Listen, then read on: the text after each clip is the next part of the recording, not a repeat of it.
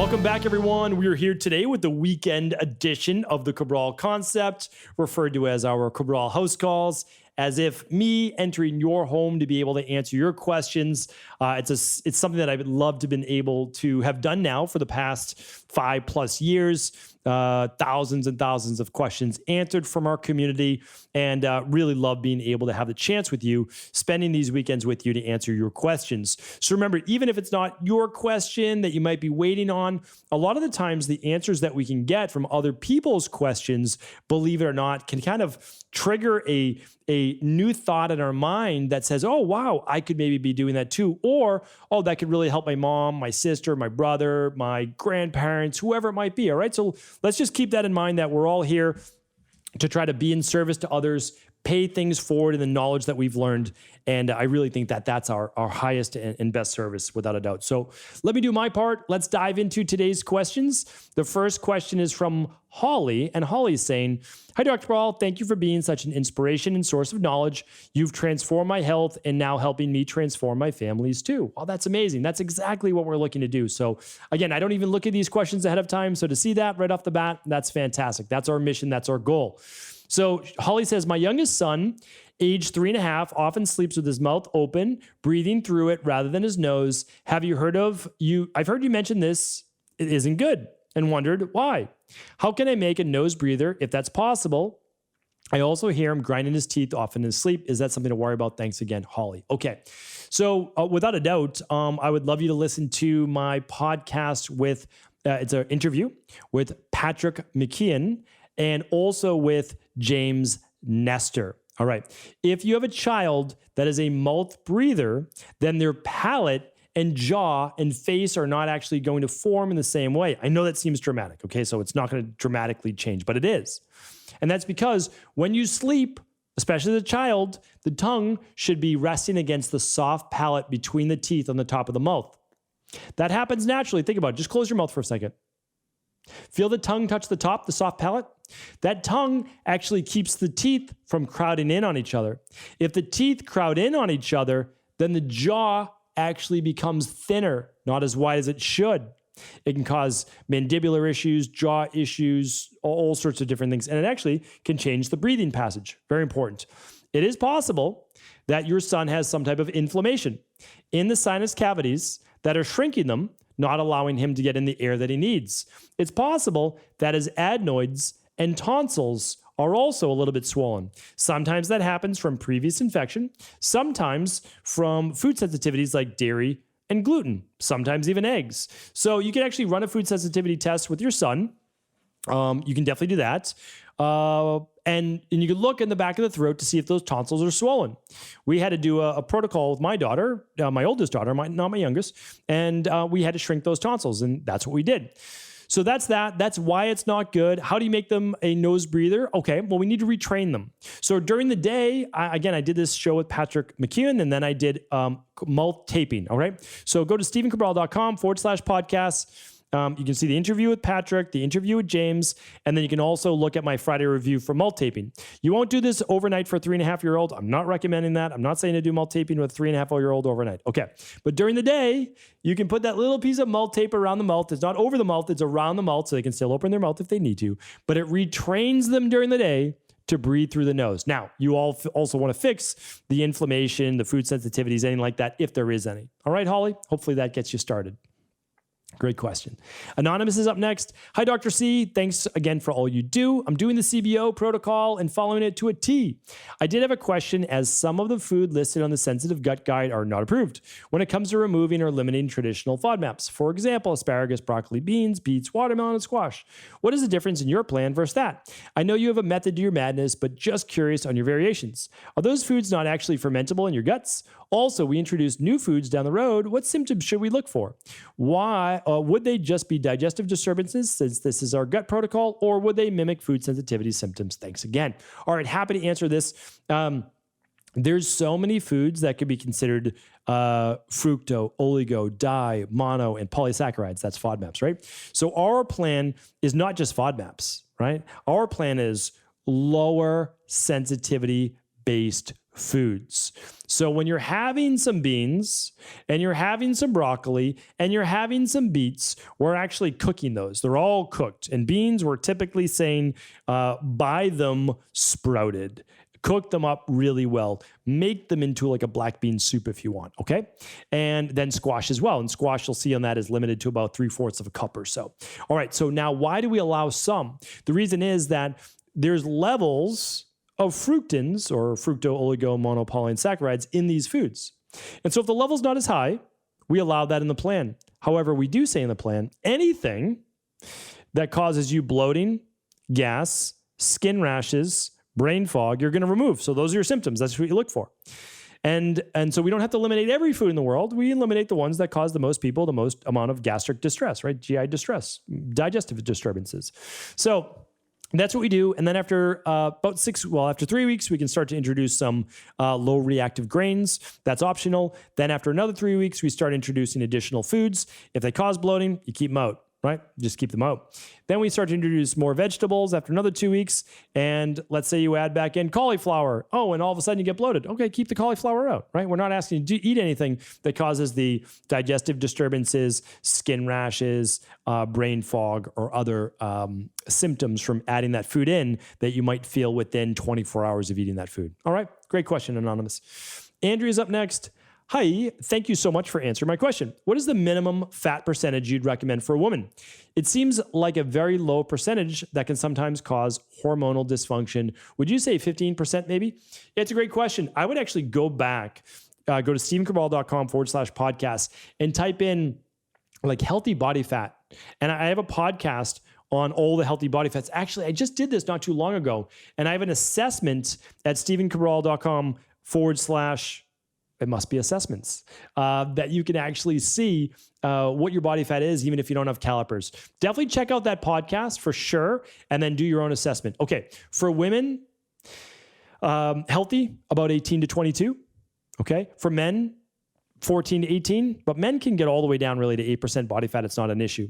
Women could get down to about 13%. All right, so 15%, I think you're about right. I wouldn't go below 15% for most women. 13% and lower often causes amenorrhea in women. So I definitely wouldn't do that.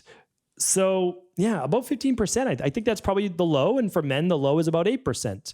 And then can you go lower? Of course, right? But you're just going to be in a much more of a catabolic state. The body's going to definitely have more stress on it. So it's easy to do when you're younger, much harder to do when you're older, greater amount of stress on the body. So right on. But again, for women, healthy right around 18 to 22, some women up to 26%. So I'm not saying you can't be 22 to 26% and at a healthy weight. For men, 14 to 18%, that's more athletic, up to 20% or so, and that's okay for men. All right. Catherine's up next. Can integrative medicine help people who suffer from arrhythmia? And the answer is absolutely yes, especially if you haven't had that arrhythmia since birth. So a lot of people often develop an arrhythmia teenage years and after. And again, I have to give my, because now we're asking about medical symptoms, right? So I cannot provide you with any medical advice, any treatment protocols, or any diagnosis, okay? But what I can see is that as people begin to rebalance their body, especially electrolytes and removal of heavy metals, I have seen arrhythmias go away. Okay. Am I claiming to be able to cure arrhythmias? Nope, I can't make that claim. So what I'm showing you is that by rebalancing your body, the underlying root causes, those arrhythmias can go away.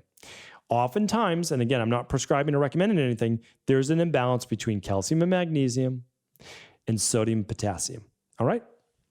So a good place to start is by running what's called the starter kit at stephencabral.com/labs to take a look at your vitamin and mineral levels plus heavy metals.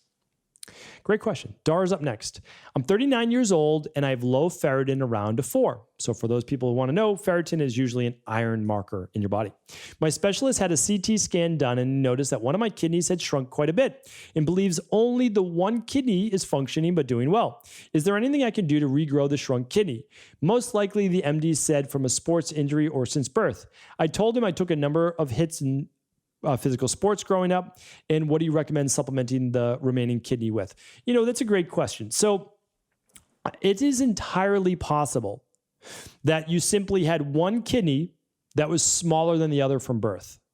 It's far more likely than getting an injury and that kidney shrinking. Now, I will say getting an injury can cause atrophy to the kidney, which is actually it's different because you had a full-grown kidney and then part of it got essentially destroyed, weakened from some type of physical injury. So both are definitely possible. There's no doubt about it. If it's naturally small from birth, I don't know a way that you're going to get it to grow. Okay, I don't know of that way. What I can tell you is this. The cleaner that you make your blood, and I know that might sound kind of strange, but the cleaner you can make your blood, the healthier your kidneys are, the healthier your liver is as well. And that's because your kidneys then have to do less work. Let me give you an example. If you have intestinal permeability, which I've spoken about many times on my show, then that means you have extra proteins and bacteria floating around in your bloodstream. Your liver is going to do its best to filter those first. We all know that our liver is inundated with over 100,000 man-made chemicals in the environment. Then whatever isn't filtered, your kidneys have to take care of, so it can come out as urine instead of as stool. So what happens is, if people are dehydrated or they are eating poor foods, inflammatory foods, it can cause the liver with the kidneys as well. It typically shows up as BUN, right? Bun and creatinine on your blood work that you do your PCP. And so you can start to see if those levels are getting a little bit too high.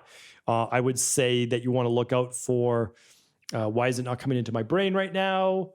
Begins with an A. Ooh, it's not coming to my brain. It is not coming to my brain right now, but it's a marker for tissue in the blood or protein in the blood. All right, I'll see if I can think about it. All right, so that is something that you look at, and then what you want to do is make sure that there's not that intestinal permeability, that you're doing a functional medicine, liver detox, all these good things to be able to clean up the blood.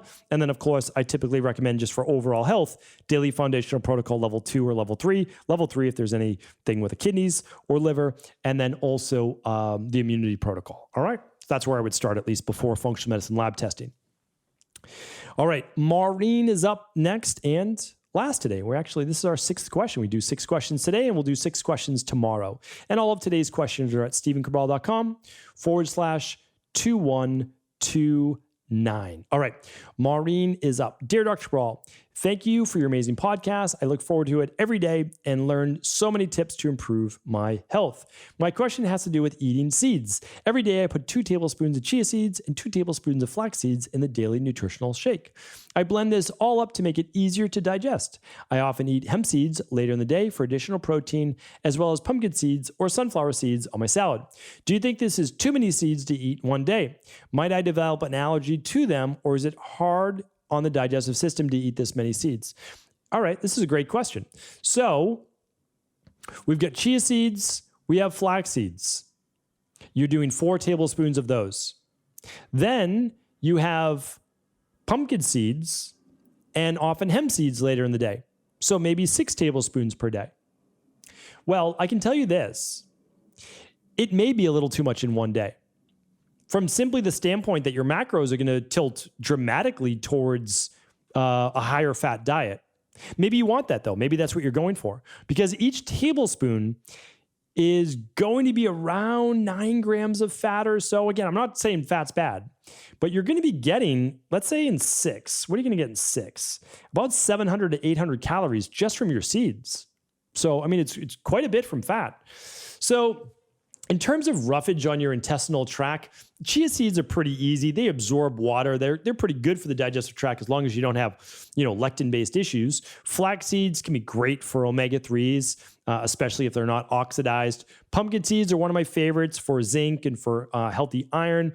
And hemp seeds, you can even buy hemp hearts, which are even easier to digest. Lots of great protein in them as well.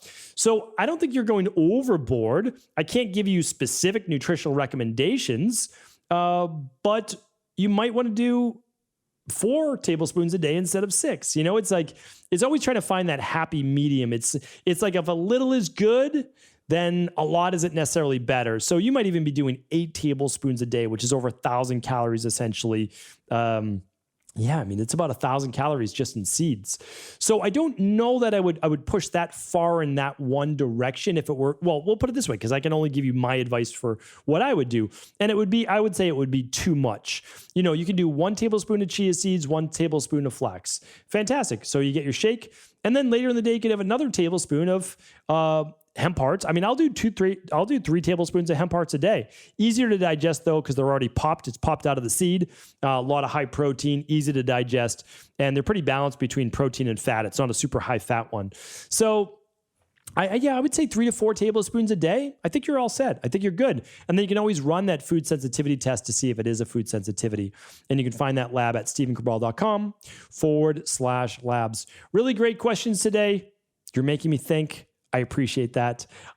So again, for all of the questions for today's show, you can go to stephencabral.com/2129. And while you're there, of course, if you haven't read it yet, feel free to pick up my book, The Rain Barrel Effect. It is now completely free. You just pay shipping and handling. I pay for the printing. Have an amazing rest of the weekend. I'll be back tomorrow answering 6 more of our community's questions. Take care, everyone.